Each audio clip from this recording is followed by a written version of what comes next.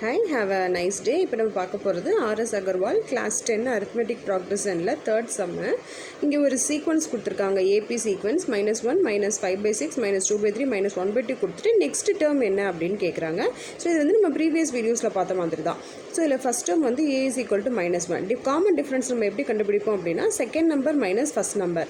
So -5/6 -1 போட்டாலும் சரி, minus பண்ணும்போது மைனஸ் இன்ட்டு மைனஸ் ப்ளஸ் ஆகிடும். அதே மாதிரி இது ரெண்டே மைனஸ் பண்ணாலும் சரி, இதே மைனஸ் பண்ணாலும் சரி, நமக்கு எல்லாத்துக்குமே காமனாக கிடைக்கிறது +1/6. இப்போ இங்கே பார்த்தீங்கன்னா இதுக்கு எல்சிஎம் எடுத்தோன்னா -5 + 6 வந்துடும். -5 + 6 அப்படின்னா 1/6. அதே மாதிரி இங்கே நம்ம எல்சிஎம் எடுத்தோன்னா 6, இங்கே 2 2s are 4. ஸோ 5 - 4 வந்து 1. அதே தான் இங்கேயும் நமக்கு எல்சிஎம் 6 கிடைக்கும்.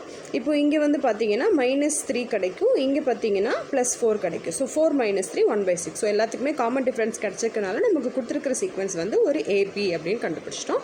இப்போ நெக்ஸ்ட் டேர்ம் கண்டுபிடிக்கிறதுக்கு என்ன பண்ணணும்னா இந்த லாஸ்ட் டேர்மையும் இந்த நம்ம கிடைச்சிருக்க காமன் டிஃப்ரென்ஸையும் ப்ளஸ் பண்ணணும். ஸோ -1/2 + 1/6 எல்சிஎம் எடுத்தோம்னா -3 + 1/6, -3 + 1 வந்து -2/6, கேன்சல் பண்ணோன்னா -1/3. தேங்க்யூ.